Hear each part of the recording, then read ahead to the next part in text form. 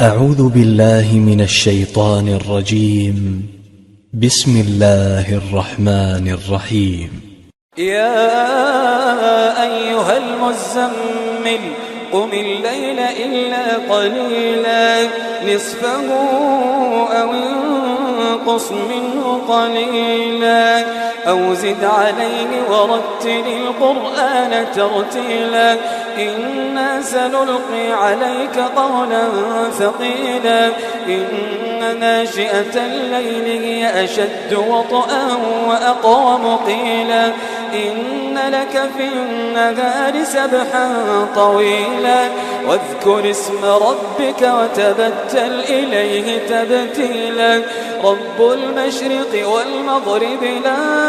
إله إلا هو فاتخذه وكيلا واصبر على ما يقولون واهجرهم هجرا جميلا وذرني والمكذبين أولي النعمة ومهلهم قليلا إن لدينا أنكالا وجحيما وطعاما ذا غصة وعذابا أليما يوم ترجف الأرض والجبال وكانت الجبال كثيبا مهيلا إنا أرسلنا إليكم رسولا شاهدا عليكم كما أرسلنا إلى فرعون رسولا فعصى فرعون الرسول فأخذناه أخذا وبيلا فكيف تتقون إن كفرتم يوما يجعل الولدان شيبا السماء منفطر به كان وعده مفعولا إن هذه تذكرة فمن شاء اتخذ إلى ربه سبيلا إن ربك يعلم أنك تقوم أدنى من ثلثي الليل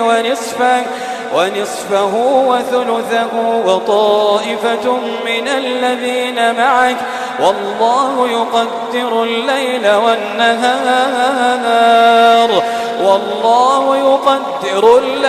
والنهار علم أن لن تحصوه فتاب عليكم فاقرؤوا ما تيسر من القرآن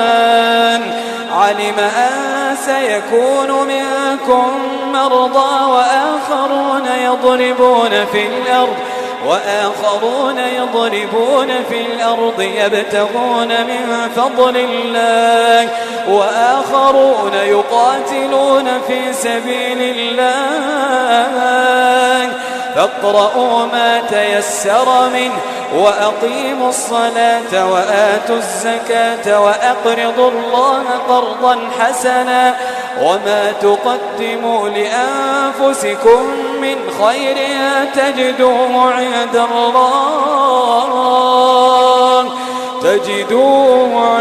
الله هو خيرا وأعظم أجرا وما تقدموا لأنفسكم من خير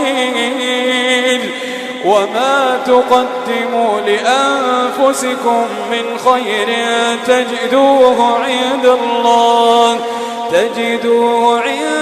الله هو خيرا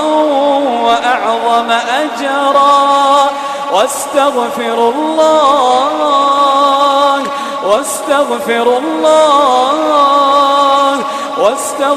الله إن الله غفور رحيم.